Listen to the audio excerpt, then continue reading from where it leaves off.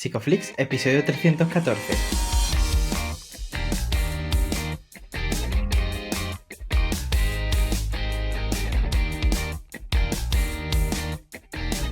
Bienvenidos a Psicoflix, un podcast para psicólogos y psicólogas, un podcast donde entre todos buscamos ser cada vez mejores profesionales de la psicología. Aquí hablamos de todas las estrategias, técnicas y noticias de la psicología contemporánea, pero siempre con la evidencia científica que nos gusta defender. Hoy estamos emitiendo nuestro episodio número 314, en el que vamos a hablar de la figura del psicólogo de emergencias desde ya en un servicio municipal. Pero antes, recordaros que en psicoflix.com podéis registraros y acceder a la newsletter gratuita para estar al día de todas nuestras novedades. Bueno, bienvenidos al podcast, muchas gracias por estar aquí, yo soy Ye. Darío, ¿qué tal? ¿Cómo estás? Bueno, pues estoy bien, estoy muy bien. Creo que hoy nos lo vamos a pasar muy bien en el episodio, a pesar de que vamos a hablar de un tema muy serio, pero con una persona que nos lo va a hacer muy ameno. Estamos a punto de vernos el 8 de noviembre aquí en Málaga. Seguro que nos lo vamos a pasar muy bien. Estamos preparando algunas sorpresas y, atención, tenemos próximamente un webinar gratuito. El día 21, pues que no lo tengo apuntado, lo estoy diciendo. El 13 de El 13, noviembre. pues no, el 21 no, el 13. El 13 de noviembre, sí, estaba confundiéndolo con que queda grabado y quedará unos días grabado, entonces solo para poder verlo, pues os tenéis que estar apuntados en la newsletter, aunque si vais a psicoflix.com dejaremos ahí un formulario para que os apuntéis. Rafael Morón nos hablará de TIP y ACT, que parece que está cantando, haciendo un rap. Muy, muy interesante. Rafael Morón es una eminencia en terapia integral de pareja y estoy seguro de que nos va a aportar muchísimo conocimiento. Bueno, tanto como Antonio, que bueno, ¿quién tenemos por aquí? Yo ya me salto las presentaciones. No pasa nada, Darío, estamos en casa. Hoy tenemos por aquí a Antonio Barón, que es psicólogo del Servicio de Emergencia Municipal de Lorca, es vocal del Colegio de la Psicología de la Región de Murcia, es experto en terapias contextuales y en atención psicológica en emergencias, en crisis y en desastres. Bienvenido, Antonio. Bienvenido, Antonio. Bien hallados, bien hallados. Bueno, estamos muy contentos de tenerte por aquí. Estoy un poco nervioso porque me ha dicho ya que no ibas a hacer preguntas y a mí eso no me gusta, yo por eso las hago normalmente. A ver si terminamos aquí en un desastre. Bueno, pero Antonio, yo suelo preguntar en el podcast cómo es el día a día de nuestros invitados e invitadas, así que si te apetece puedes contarnos un poquito cómo es tu semana. Bueno, pues hoy ha sido muy bueno.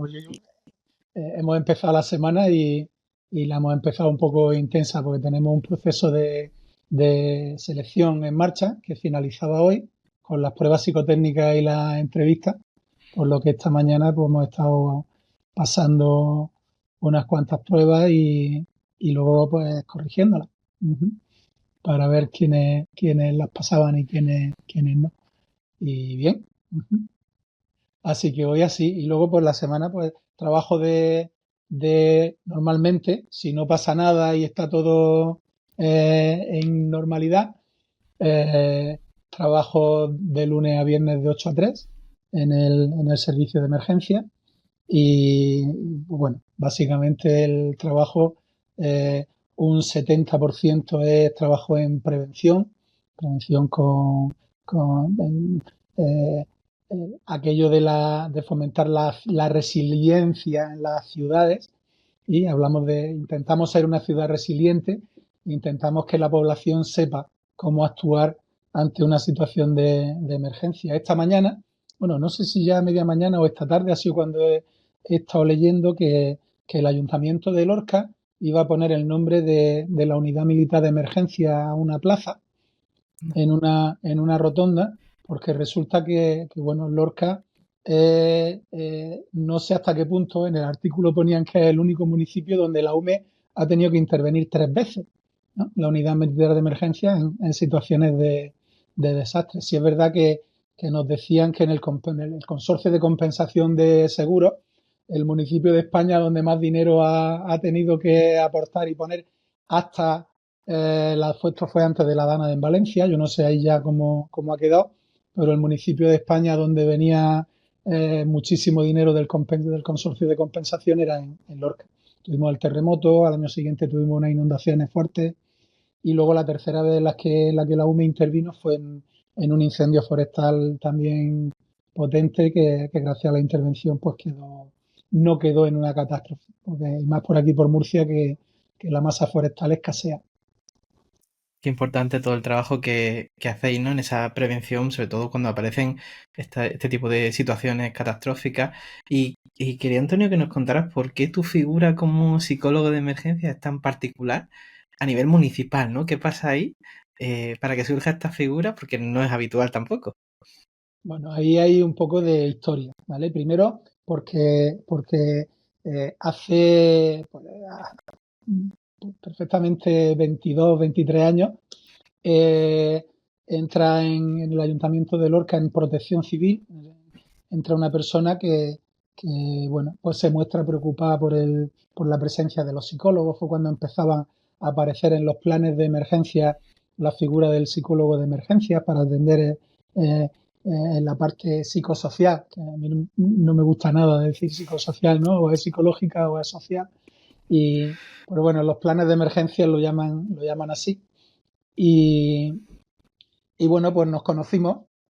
Dio la casualidad de que nos presentaron a psicólogos. Yo en aquel entonces trabajaba en un centro de discapacitados y ya estaba haciendo mis pinitos, estaba justo formándome y aprendiendo de art en aquella época y trabajaba en un centro de discapacitados y dice, oye, pues mira, pues sí que interesaría que te vinieras con nosotros, que colaboraras como voluntario.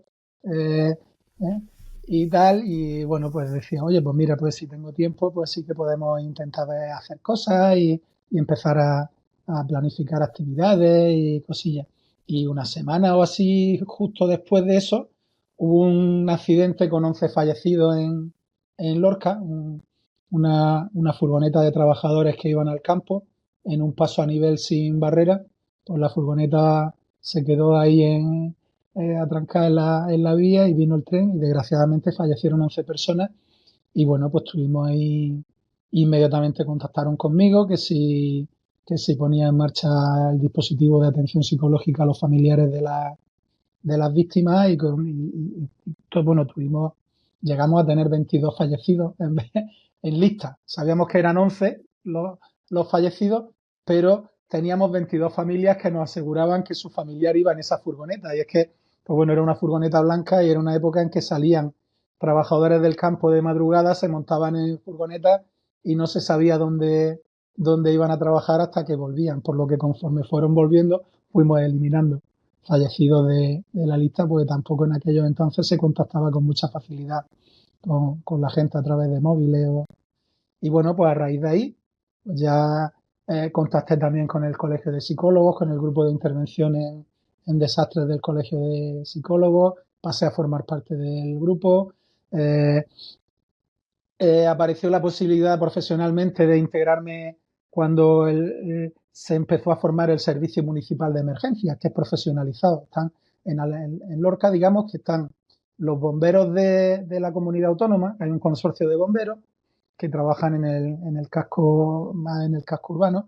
Está el servicio de emergencias, que está profesionalizado y está más para temas, pues bueno, Lorca tiene un municipio de 80 kilómetros, tenemos a media hora de Lorca localidades con 5 o 6 mil habitantes, como pequeños pueblecitos, incluso comarcas, porque son pueblos que están cerca, donde puede una población importante. Y bueno, pues nosotros nos encargamos o los compañeros que están en el retén de emergencia, se encargan un poco de trabajar ahí. Yo empecé integrándome dentro de ese retén de emergencia y cuando pasaba algo, pues decían el psicólogo, y mientras no pasaba nada, pues me podías ver subió en un tejado en medio de un incendio forestal y poquito a poco, pues bueno, también en Lorca, y en Murcia han ido pasando muchísimas cosas. Tuvimos accidentes escolares con fallecidos, tuvimos varios accidentes de autobús, un terremoto en 2006 que no hubo fallecidos, pero sí que hubo muchos daños materiales. Y bueno, pues a raíz de 2006 fue cuando comenzamos con las campañas de prevención importantes. Desde entonces pues venimos haciéndolo y ya era pues una pelea con los políticos de turno sobre la necesidad de profesionalizar o de la figura del psicólogo, porque bueno, a base de batallar, de decir que no algunas veces, de tener que decir, oye, ¿qué ha pasado esto? Y decir no, luego cuando pasaban algunas cosas que eran más gordas, hasta incluso en el accidente aéreo de Germanwings, Sí. que ahora se ha cumplido ahí iban personas de Lorca en ese avión, por lo que también tuve que trabajar con familias a través de eso, es decir, no sé cómo, pues bueno, salía a trabajo y a base de eso, de las campañas de prevención, de formarme en comunicación, que también es importante para los psicólogos de emergencia, porque te he dicho que un 70-80% de mi trabajo es prevención, preparar campañas de prevención con la población. Ese 20-25% que forma parte también de la prevención es la comunicación. En coordinación con el gabinete de prensa del ayuntamiento, todos los mensajes que se puedan lanzar a la población. Durante la pandemia, en el COVID, se hizo un trabajo chulísimo. Además, pues, bueno, está ahí, hay que tirar para atrás, pero si entras en 112 Lorca en Facebook, en Twitter o en Instagram, pues ahí se verán todas las publicaciones, todos los mensajes que fuimos lanzando sobre cómo iban cambiando las normativas, sobre la vacunación, sobre cómo acceder a las vacunas, todo ese tipo de cosas. Y bueno, pues manejo las redes sociales del 112 Lorca, pues también están ahí en mi trabajo. Intentar hacer todos los días alguna publicación, o bien de intervenciones o bien a nivel preventivo. Has dicho, Antonio, que estabas empezando formándote en ACT cuando ya te introduciste, ¿no?, en protección civil en ese momento, ¿no? Empezaste a intervenir en emergencia. Yo estuve 3 años de voluntario en protección civil y creo que sí. Es impactante, ¿no? Sobre todo cuando uno acaba de llegar, como fue tu caso, cómo empiezas a digerir o a relacionarte con tus emociones conociendo ACT y cómo los procesos de ACT empiezan a enraizarse a lo largo de la intervención en emergencias. También, bueno, ¿cómo ha sido tu evolución en eso? En aquel entonces todavía no existía, no hablábamos del ESAFLEX, ¿vale? Se hablaba de desesperanza creativa y se hablaba del yo contexto y el yo contenido y se hablaba de evitación, ¿no? Algo de evitación, pero sobre todo era desesperanza creativa y el problema del control, ¿no? ¿Qué año sería esto, Antonio? Esto era 2002, 2001, por ahí andábamos. No es decir que el Estaba libro yo jugando a la Game Boy. el libro de la primera publicación o el primer libro de ACT de Hayek, Wilson y Strossal creo que es del 99, es decir que estamos ahí en puerta, ¿no? Y bueno, ahí con el compañero José Molinero, con Carlos, con otras cuantas gente que conocéis muy bien, pues ahí ellos empezaron a formarse primero, luego yo me subí al carro de ACT, después de muchísimas discusiones con José sobre el control. Decía, ¿cómo no vamos a controlar? Pues claro que controlamos, ¿no? Y ese tipo de cosas, y poquito a poco fui cayendo del burro y entrando en... ¿Por qué crees que entraste en el agujero? ¿Por qué en la secta? Cuéntanos. Bueno, ahí tuvo mucho que ver también Kelly Wilson, porque estuvo en Almería dando un curso.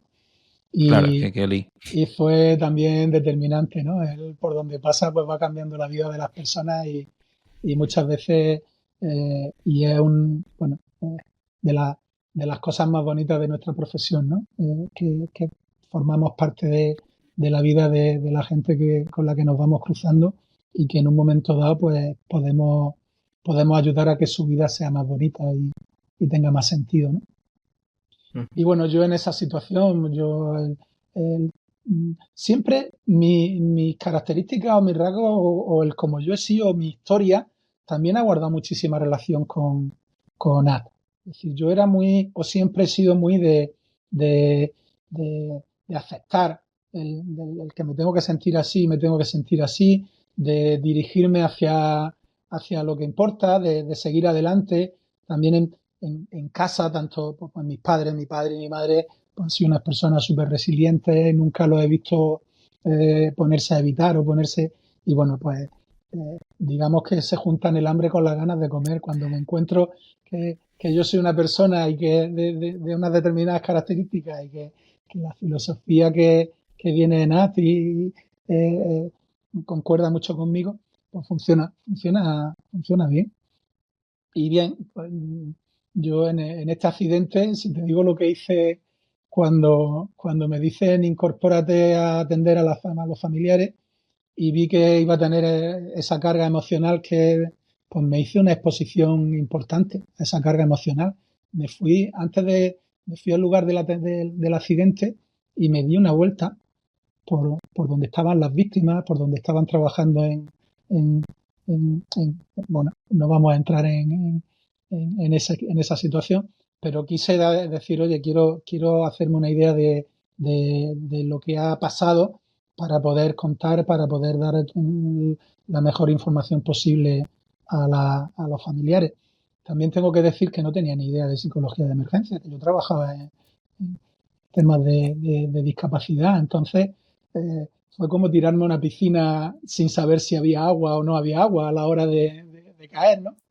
Y bueno, pues funcionó bien y a raíz de ahí pues ya fui formándome, fui adaptando lo que yo conocía de AT a lo que pasaban en la emergencia. Y es que también hay una cosa importante en la base de la psicología de emergencias, ¿no? Que es considerar y era algo que os iba a preguntar, y ahora ya hago spoiler de lo que os iba a preguntar, ¿no? Me pongo nervioso. Que las reacciones en una situación de emergencia son reacciones normales ante una situación anormal.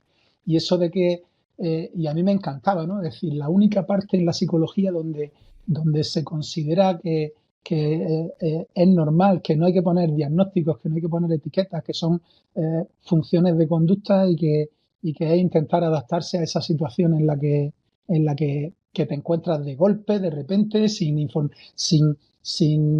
estar sin una preparación previa a esa situación, ¿no? Claro, pensaba en esto que estabas diciendo, Antonio, porque nosotros cuando, por ejemplo, como terapeutas vamos a consulta o tenemos una sesión online, siempre hay algunos minutos previos de presencia, de calma previa antes de poder ejercer, ¿no? Para adentrarnos quizá en el trabajo terapéutico, y pensaba cómo es para ti, si existe eso desde esa primera llamada que recibe de, oye, Antonio, tienes que desplazarte a este sitio, hay que hacer tal intervención. ¿Para ti existe algún momento, hay algo que Eso es hagas ahí? lo peor, eso es lo peor cuando te dicen tienes que ir y te montas en el coche y vas de camino, porque vas diciendo, ¿y qué les voy a decir?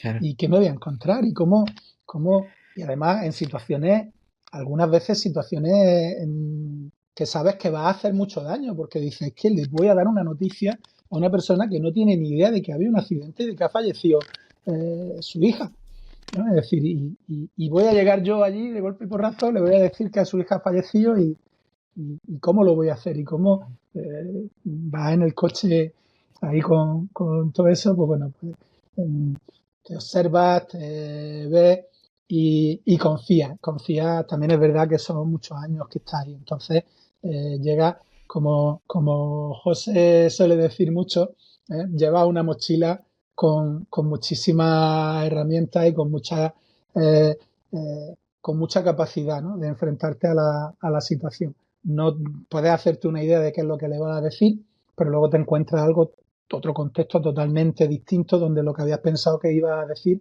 no encaja y tienes que hacerlo y te tienes que adaptar y tienes que ir al momento. Y lo importante es tener esa mochila bien cargada de situaciones que puedas ir sacando para que te puedan ser útiles. Entonces, pues yo es verdad que es lo peor cuando vas, pero también confío mucho en que llevo la mochila, ¿no? Y que la mochila me va a ayudar, me va a servir. Antes has dicho que hay un gran porcentaje, has dicho como un 70-80% que está dedicado a la prevención. ¿Qué sueles hacer para prevenir? ¿Qué estrategias, qué dinámicas?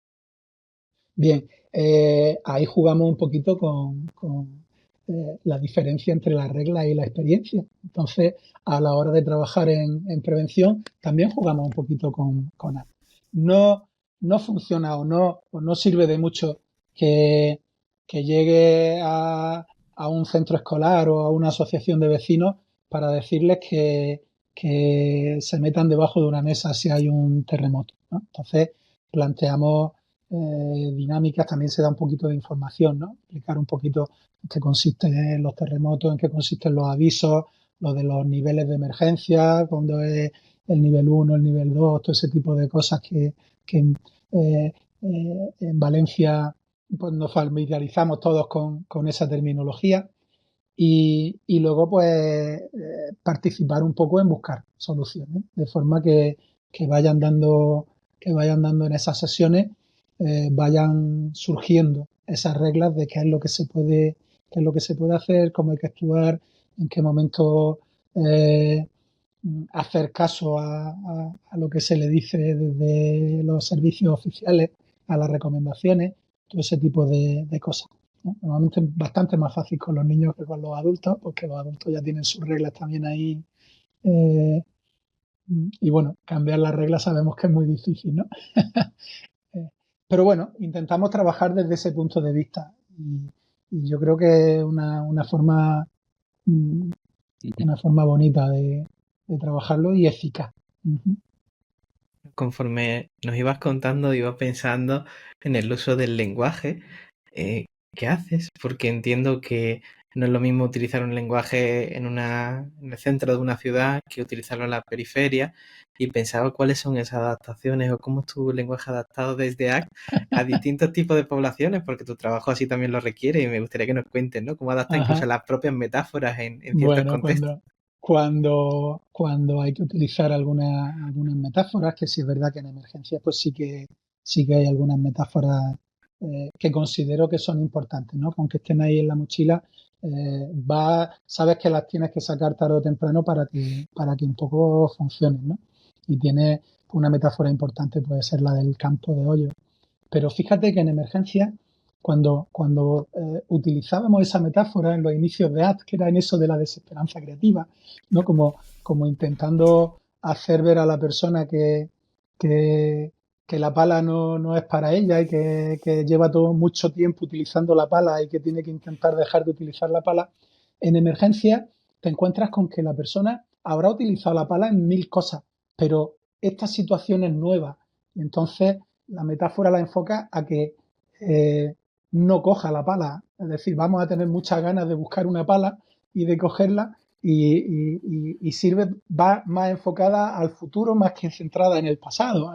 En decir, la pala, todo lo que has venido haciendo con la pala, has visto que no te funciona, pues la metáfora es un poco como decir, tú crees que te va a funcionar la pala si la coges, ¿no? Como diciendo, esto es una situación que ha cambiado tu vida, que tienes que aceptar, que no se puede cambiar y que vas a vivir con ella el resto de tu vida. Sobre todo cuando se trata de fallecimiento de familiares, ¿no? De situaciones de duelo.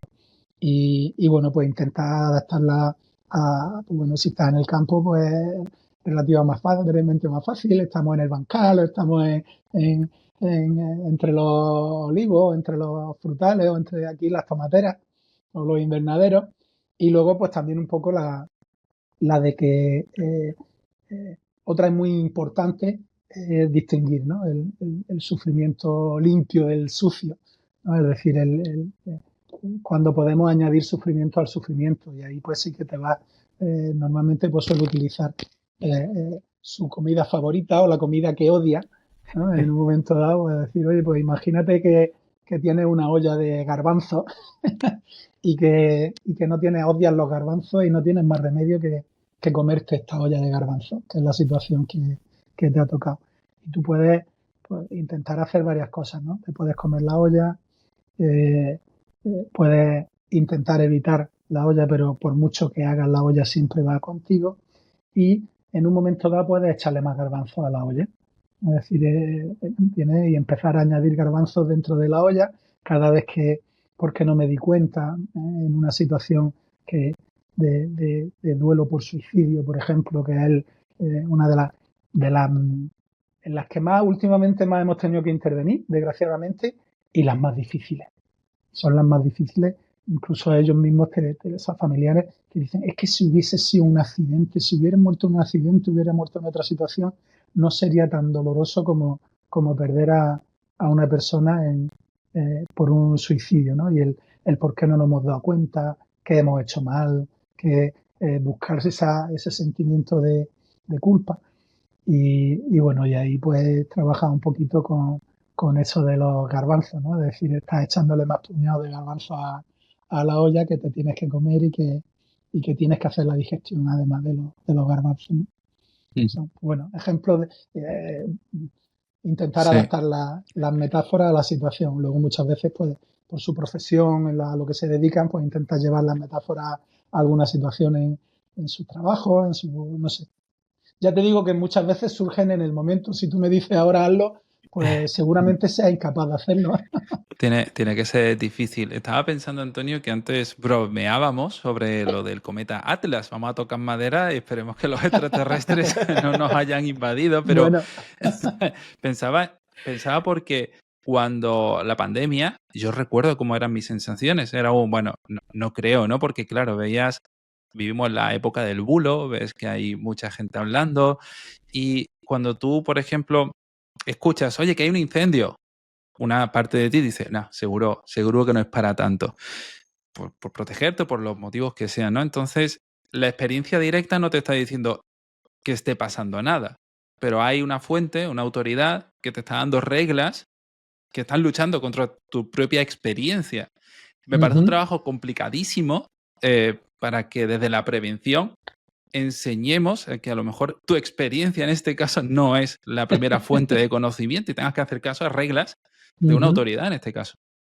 Bueno, muchas veces hay situaciones cuando ignoramos y sobre todo cuando estamos en una situación de vulnerabilidad, eh, pues las reglas se convierten en algo importante. Y si pues, nos acordamos de la pandemia, pues todos estos bulos, es decir, en una situación de vulnerabilidad, de pronto te sale una autoridad diciendo que la lejía es buena para matar el COVID, pues tienes las urgencias llenas de gente Sí. con gente que está quemando por dentro por la ingesta de la lejía. Te agarra a lo que puedas escuchar y hay que tener mucho cuidado. Por eso los bulos funcionan y sobre todo en situaciones, como hemos dicho antes, ¿no? En situaciones de vulnerabilidad, en situaciones emocionales. Si alguien me cae muy mal y sale un bulo que refuerza que esa persona me siga cayendo mal o peor, pues inmediatamente lo voy a tomar como una regla y mi cuerpo va a reaccionar como si eso fuese así, a nivel fisiológico, a nivel emocional. Vamos a funcionar así. Y es difícil, ojo, y en las emergencias también pasa. Cuando te dicen después de un terremoto y empieza a circular el rumor de que el 112 ha dicho que va a haber otro terremoto más fuerte y que hay que huir, pues es muy difícil combatir con eso. Sobre todo cuando luego pasa. Porque en Lorca pasó. Y puedo jurar y perjurar que el 112 en ningún momento dijo que iba a haber un segundo terremoto, pero todavía hay gente, después pues fue en 2011, después de un montón de años, te siguen diciendo que sí, que yo lo escuché, que el 112, que lo dijo. Dices, pero vamos, es que en ningún momento dijo el 112. Efecto que Mandela, dijimos, ¿no? Que no, claro que no, que en ningún momento dijimos que pasó. Es verdad que estaba el rumor en la calle de que iba a haber otro terremoto más fuerte y efectivamente hubo otro terremoto más fuerte después. Pero eso nos costó un trabajo. Además, yo llevo ahí una espinita clavada porque una mujer por la calle después del primer terremoto, con una cara de pánico, vino a preguntarme, vas con uniforme y viene a preguntarme, ¿que han dicho que hay otro más gordo? ¿Es verdad? ¿Es verdad? Digo, no, que no podemos saber si va a haber otro, puede haber réplicas, pero es muy complicado que vaya a ser uno más fuerte, no es una situación que vivamos después de un terremoto. Hay un montón de terremotos, pero suelen ser de menor intensidad. No te encuentras con un terremoto de mayor intensidad después de uno normalmente, que aquí lo vivimos. Bueno, yo cuando pasó el segundo terremoto inmediatamente me vino esa mujer a la mente que no he vuelto a ver nunca, no sé de dónde salió ni no sé dónde está, para poder decirle, oye, que no, que fue casualidad, que no. Pero bueno. Antes justo mencionabas, Antonio, de no añadir más sufrimiento al sufrimiento y pensaba en cuándo nuestra intervención puede ser iatrogénica en esos momentos, cuándo es problemático el hecho de nosotros estar ahí como psicólogos e intervenir, ¿no? Interesante. Además es una reflexión ahí en decir, oye, ¿cuándo haces bien y cuándo haces mal? Yo, mm, en una situación nueva, es un cambio radical en tu vida, ¿vale? Sabemos por el condicionamiento clásico que cualquier estímulo puede ser susceptible de convertirse en algo importante. Y yo procuro estar muy atento a ese tipo de cosas, a que puedan empezar a asociarse a algún tipo de situación o algún tipo de respuesta que pueda parecer funcionar al principio, pero observas que a largo plazo no va a ser, ¿no? Intentar controlar o manipular el ambiente para que no se den esas situaciones de asociaciones entre estímulos así de forma aleatoria, al azar. Y, y ahí, pues dice, oye, ¿hasta qué punto eso pueda ser iatrogénico? Yo creo que no. Puede ser iatrogénico el lenguaje, el uso del lenguaje. Ya verás que, pero bueno, ahí en psicología de emergencias también en la formación, ¿no? Se insiste muchísimo en que la información que demos sea mínima, que sea neutra, que sea totalmente verificada. No podemos generar expectativas, no podemos decir, ya verás que va a estar mejor, no podemos, ante una situación de búsqueda de desaparecidos, verás cómo lo van a encontrar, verás cómo va a estar. Todo ese tipo de cosas sí que pueden ser dañinas. Entonces nosotros intentamos ser lo más neutros posible, intentar manipular o controlar el ambiente y el contexto para que no se produzcan ese tipo de asociaciones. Y luego, pues bueno, te puedo contar situaciones en las que es que no lo sabes, situaciones donde dices, oye, lo más iatrogénico del mundo luego es lo que funciona. Te cuento una anécdota. Allí había otros compañeros del grupo de emergencia. Hubo un incendio donde, pues bueno, una persona salió de casa y había unos niños, había menores en casa y se produjo un incendio y la persona al volver, pues bueno, pues pudo sacar pues ya no recuerdo si fue a uno de los dos niños o dos niños de los tres que estaban, pero hubo fallecidos, ¿no? Y entonces, pues él estaba con todo un sentimiento de culpa, verbalizando que no había podido sacarlo, que era culpa suya, que por qué no había podido sacar al niño de la casa. Y bueno, pues tú estás ahí, de verdad piensas que no has hecho todo lo posible, de verdad piensas que intentando trabajar con esa situación y de pronto llega un familiar gritando, ¿no? Y le dice, desgraciado, ¿cómo no has podido sacar al niño de la casa? ¿No? Atacándole de forma que... Y la cara de esta persona como mirando diciendo, es que no he podido hacer más. Es decir, esa regla que estás tú intentando que genere esa situación que tú piensas que si alguien llega para hacerle sentir culpable, pues en ese momento el mismo, ¿no? Es decir, no he podido hacer más, he hecho todo lo que he podido, era imposible entrar a por él, ¿no? Y como en un momento dado dice, pues vale, trabajo hecho. Ha venido alguien, le ha pegado 4 gritos, algo que nosotros no vamos a hacer nunca, pero pues bueno, pues en este caso la situación o la aportación que hizo el familiar pues fue para mejorar mucho la situación, ¿no? Cuéntanos cómo es la coordinación con los diferentes equipos. Pues trabajas con Protección Civil, bomberos, policía, ¿cómo funciona? Sí, normalmente, pues bueno, en una emergencia, en una desastre o catástrofe, primero es poner a salvo las vidas y estabilizar a los heridos, las personas, y ahí trabajan bomberos, 061, nosotros ahí no entramos. A partir de ahí, cuando valoran la situación, cuando se trata de catástrofes con muchas víctimas, inmediatamente desde la coordinación del 112 movilizan a los grupos de psicólogos. Muchas comunidades autónomas tienen convenios con los colegios de psicólogos para activar los GIPEC, se llaman Grupos de Intervención Psicológica en Emergencias y Catástrofes, para activar a las personas del GIPEC, y en esos convenios pues procuran que haya psicólogos de guardia 24/7, que se movilicen ante una situación y ya te pueden llamar pues, depende del tipo de convenio que hagan con la comunidad autónoma, pues te pueden llamar para pequeñas emergencias o te pueden llamar para situaciones ya de más desastre. Y cuando hablo pequeñas emergencias, pues puede ser un accidente laboral con algún fallecido y hay que decírselo a la familia, o hay niños por medio y hay que comunicar a los niños que en un momento dado pues su padre ha fallecido, por ese tipo de situaciones que son más, no digo pequeñas para nosotros, no para las víctimas, ¿no?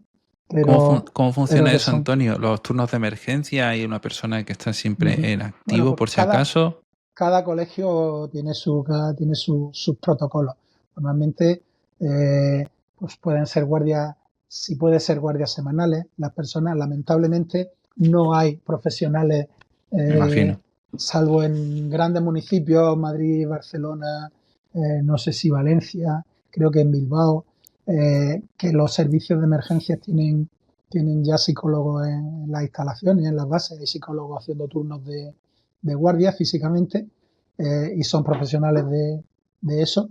Lo demás normalmente, pues el que forma parte de esas guardias tiene que intentar adaptar su trabajo, ya sea autónomo, ya sea trabajador por cuenta ajena, intentar adaptar su trabajo a esa semana en la que está de guardia. ¿eh? Y pues tienen un teléfono o tienen tu número de teléfono, y el operador del 112 dentro de su protocolo tiene marcar, pum, le da un botoncito y se marca el teléfono del psicólogo que está de guardia para informar de la situación ¿Y eso y cómo, activarlo. cómo se Y activarlo. lleva, Antonio? Porque hablaba con un amigo bombero el otro día, cómo son sus noches, y digo, claro, Ajá. me contaba, es que hay veces, porque él está empezando ahora, ¿no? Y me dice, es que el otro día me desperté en mitad de la noche en su casa, rayado porque no tenía los calcetines ni la camiseta. Y eso es en tiempo de que los bomberos duermen con De calcetines y descanso. camiseta para ir más rápido. Entonces, Ajá. claro, genera una interferencia, le rompe el sueño, los hábitos, una semana entera, que a lo Uh-huh. mejor no pasa nada, pero A ver, sabiendo que puede piensa pasar. que, piensa que es verdad que te genera tensión si el móvil encendido, el móvil está a revisar. Hay comprobaciones con si está con cobertura, si tengo batería, porque en cualquier momento puede sonar, pero no es la tensión que puedas tener in situ en el parque de bomberos. Es decir, tú Ujú. te van a llamar y no tampoco tienes que salir con rapidez, pero tienes un margen de movimiento. Es decir, no tienes que inmediatamente dejar lo que estés haciendo y salir. Normalmente en muchos protocolos tienes una hora y media para incorporarte en la situación, en la emergencia, o incluso valorar con la familia cuando depende de la distancia a la que te pillen, ¿no?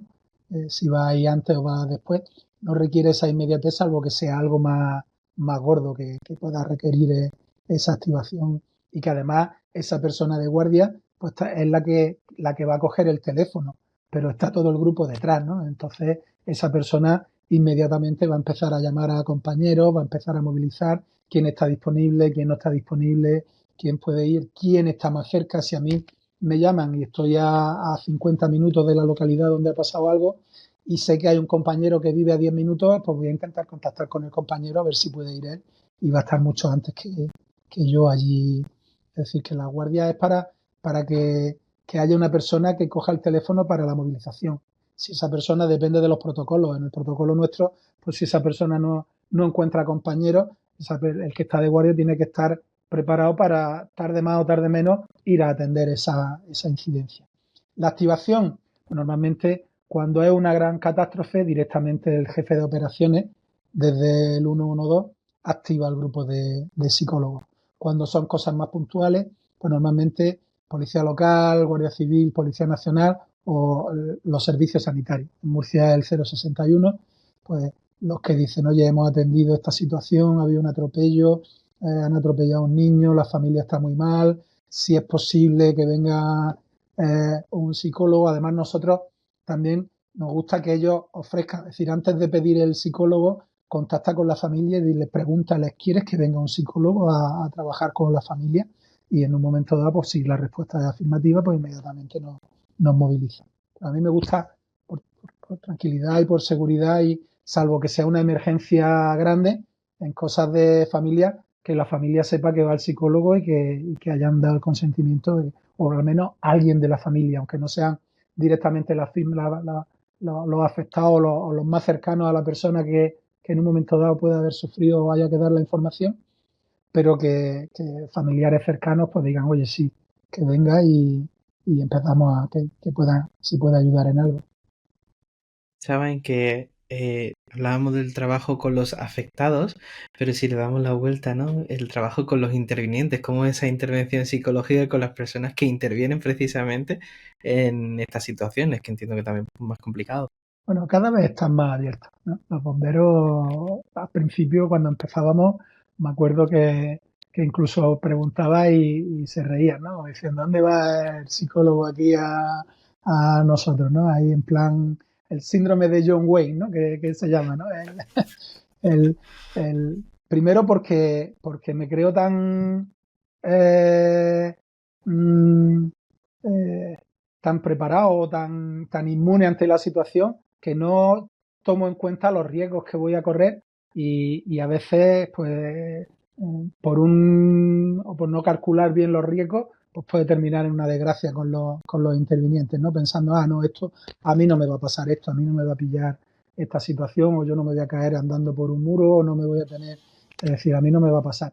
Y luego emocionalmente, pues bueno, profesiones tradicionalmente masculinas, aunque ya hay muchísimas mujeres en cuerpos de seguridad y en bomberos, y tradicionalmente, pues bueno, eso de hablar de emociones y de expresar emociones a los hombres, pues siempre ha costado, ha cambiado mucho. Cada vez hay más demanda, cada vez cuando pasa algo los bomberos quieren tener más formación, más preparación para los autocuidados, la autoprotección, y es fundamental. Y que lo tengan muy en cuenta también, que lo tengan muy en cuenta también los mandos, ¿no? En que es necesario y utilizar esas herramientas que la psicología puede en un momento dado ofrecer para la preparación, ¿no? Para el trabajo emocional de los intervinientes. Ahí, bueno, hemos dado bastantes cursos de mindfulness, de atención plena, como preparación, como entrenamiento para esas emociones. También trabajamos, o se intenta trabajar con los mandos. Y una parte importante que se empieza a trabajar en psicología de emergencia y ya no es solo el trabajo con las víctimas y el trabajo con los intervinientes. Ahí están también los que toman decisiones. ¿Vale? En Valencia se habla mucho del CECOPI, de todas esas personas que estaban ahí, que vemos los vídeos con las caras mmm, desfiguradas, de decir qué hacemos, qué no hacemos, y que la presencia de un psicólogo ahí puede ser importantísima porque mm, puede aportar muchísima eh, mm, información en cuanto a cómo están tomando las decisiones, si están utilizando algún tipo de heurísticos que en un momento dado puedan llevar a decisiones erróneas, a infravalorar, ¿no? Como pudo pasar y no nos metemos, no quiero entrar en polémicas, pero bueno, el hecho de que un mensaje de alert se mande antes o se mande después o se mande en el momento, pues ahí también la presencia de un psicólogo, le hemos dicho antes, la comunicación, los mensajes que van a salir desde el gabinete de prensa pensando en las víctimas. Muchas veces lanzamos los mensajes y no nos damos cuenta de cómo pueden afectar y te echan por tierra. Estás ahí, llevas horas trabajando con los familiares de las víctimas y de pronto un titular de prensa te tira por tierra el trabajo que llevas haciendo con los familiares y vuelta a empezar otra vez porque son súper dolorosos, súper iatrogénicos muchas veces, ¿no? Y entonces, pues bueno, trabajar formación a los mandos, formación a los medios de comunicación, todo ese tipo de trabajo forman parte del día a día de un psicólogo de emergencia. Pues te lanzo la última pregunta sobre también prevención, porque además no quería que te me escapara sin preguntártela. Con todo lo que ha ido pasando en los últimos años, han ido aumentando el preparacionismo, que es como el extremo de la prevención, ¿no? Y se convierte eso en una especie de estrategia de evitación a ese miedo a la incertidumbre, a lo que pueda ocurrir. ¿Cómo se aborda esto desde tu punto? Pues desde mi punto siempre vamos a decir que cualquier hiperpreparacionismo siempre va a ser bueno. Piensa que la principal causa de muerte en emergencia y en desastre es comportamiento inadecuado. Es por el pánico, no es porque te hayan alcanzado las llamas o porque te haya llegado, que en un momento dado pues sí que puede pasar, ¿no? Que te haya llegado el agua, pero si tu coche ha sido arrastrado, o en muchas situaciones, ¿no? El coche es arrastrado por el agua porque ha intentado cruzar por una rambla. Son comportamientos que Yo me no son, refería que no son apropiados. pues, a guardar botes de lenteja en tu casa, botellas y botellas de agua, Vale, que hasta sí, cierto punto, vale. lo de las baterías, que todo esto con el apagón pues se popularizó Vale. y uno Sí, nunca ahora sabe. además la Unión Europea nos dice que tengamos ahí el kit de emergencia y se dispararon Claro, las ventas en Amazon de el aparatito este que es radio, powerbank, linterna, se carga con luz solar, tiene una manivela, una dinamo para cargarlo. Ese aparatito se agotó, ¿no? Y sobre todo después del día del apagón, que, que volaron esos aparatitos en las tiendas y en sí. Amazon. Pero bueno, sí, eso, a ver, muchas veces lo que decimos de estar bien preparados, de saber efectivamente qué es lo que hay que tener, qué es lo que hay que hacer y no obsesionarse o no estar obcecados en que, en que hay que tener de todo, lo de acumular comida. Es necesario.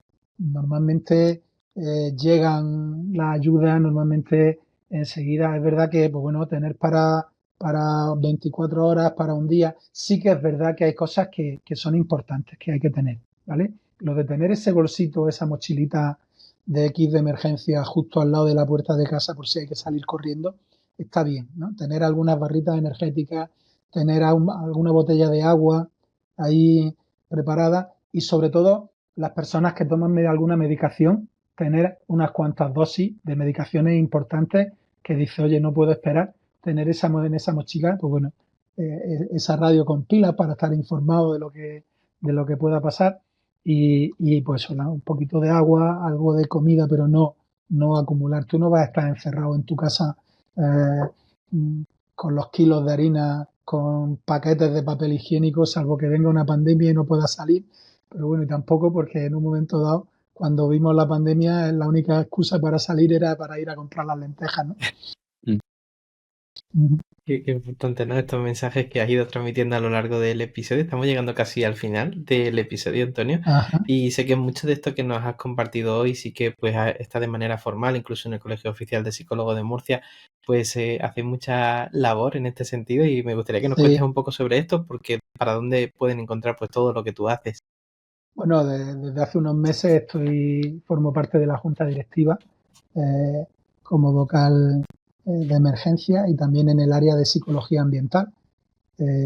También un área importante de la que pues, básicamente estoy aprendiendo, ¿no? Es decir, bueno, tú que has estado en incendios y que has trabajado en emergencias, pues con el área de ambiental, que me parece también un área que está en auge, hay profesionales ya trabajando y la Unión Europea incluso, bueno, está financiando proyectos en los que pide que haya presencia de psicólogos para como obligatoria para financiar esos proyectos que puedan estar haciendo a nivel medioambiental. En el colegio, pues bueno, la vida, yo pensaba que, como muchos colegiados, ¿no? Que las juntas directivas están ahí para reunirse de vez en cuando, juntarse y bueno, yo creo que no he leído tanto papel, no he leído tanto documento desde que estoy ahí, porque bueno, pues llega la reunión de la junta, oye, ¿qué pensamos sobre esto? ¿Qué pensamos?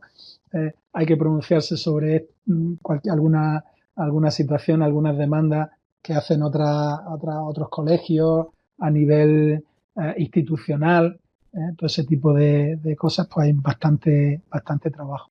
Y luego dentro del colegio, los grupos de trabajo que bueno, pues yo formo parte de 3 grupos de trabajo. Formo parte del grupo de trabajo de emergencia, en el que sí que soy vocal, y luego yo no soy vocal, pero tengo que decir que el Colegio de Psicólogos de Murcia tiene un grupo de trabajo en terapias contextuales que además es de los más numerosos del colegio. Está formado por 38 personas que se han acercado muchísima gente y que se trabaja. Estoy encantadísimo con el grupo y con la gente, ¿no? Con una calidad humana importantísima. Se hacen sesiones Portland, hacemos reuniones para hacer sesiones, organizar sesiones Portland, se hace seguimiento de casos, se hace formación, Es decir, normalmente todos los meses suele haber una reunión. Las reuniones suelen intentar hacerse, pues bueno, llegan a alargarse hasta las 3 horas de reunión en supervisión. Y tienen sus partes, ¿no? O a lo mejor este mes toca Grupo Portland, otro mes toca hacer debate. Y bueno, ahí hubo una sesión de debate con el MDR y las terapias contextuales, donde a algunos les tocó defender unas cosas y otras. Y bueno, pues se hace muy divertido, muy entretenido y se aprende muchísimo con los compañeros que intentan acercarse. Hay algunos que tienen más experiencia con contextuales, otros que simplemente pues se han acercado al grupo para saber de qué van y muy contentos, muy contentos. Y el otro grupo, el tercero que formo parte también solo como miembro del grupo, es en el de prevención del suicidio. Una cosa que bueno, pues estamos ahí.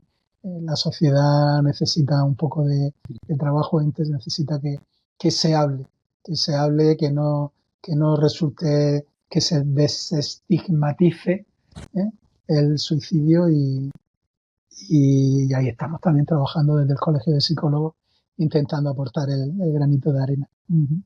Importante toda la labor que estáis haciendo en el colegio y también tú en particular, y seguramente algunas personas pues se habrán quedado con dudas, con cosas que te quieran preguntar, Antonio, y me gustaría preguntarte dónde te pueden localizar para saber más sobre ti. Es relativamente fácil, porque si buscan en internet Servicio de Emergencia Municipal de Lorca, pues aparecerá, o Protección Civil de Lorca, aparecerá un teléfono fijo de decir, oye, quiero hablar con Antonio, el psicólogo, y te pasan ahí, ¿no?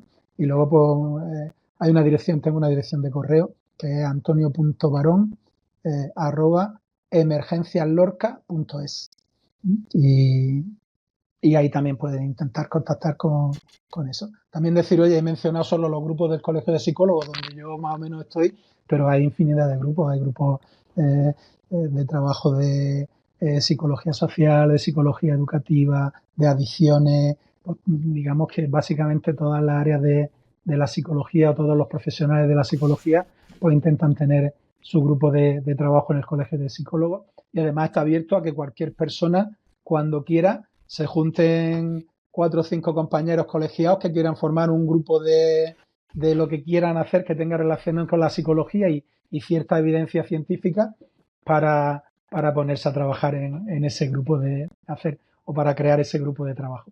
¿Qué fue lo que pasó con el de contextuales? Bueno, el grupo de trabajo de contextuales lleva 1 año y poco, lleva poquito tiempo. Qué bueno, pues qué bueno que sacan todo ese tipo de labores en el colegio oficial, y animamos a la gente a que consulte pues sus colegios oficiales, en concreto en el de Murcia, si nos está escuchando desde ahí, para conocer pues toda la labor que estáis haciendo. Colegiado, perdona que te... Sí, no, claro. Colegiado, tú puedes estar colegiado en Málaga o en Granada, pero si quieres formar parte de un grupo de trabajo de otro colegio de psicólogos, puedes hacerlo, puedes formar parte, igual que yo, si yo normal, bueno, por lo menos en Murcia funciona así. Es decir, en Murcia, de hecho, hay algunas personas que están colegiados en Granada y que se han incorporado al grupo de terapias contextuales, así que estáis totalmente invitados a formar parte de ese grupo. Como sé que tenéis poco tiempo y tenéis pocas cosas que hacer. Bueno, 8 horas de sueño tampoco hace falta. Pues Antonio, ha sido un gusto escucharte, aprender contigo, ha sido muy enriquecedor, y muchas gracias por sacarnos este hueco en tu agenda. Al final os habéis librado de las preguntas, ¿eh? Ni tan mal. Habéis sido muy cucos, ¿eh? Me habéis toreado, me habéis ido llevando, y al final no he hecho yo las preguntas.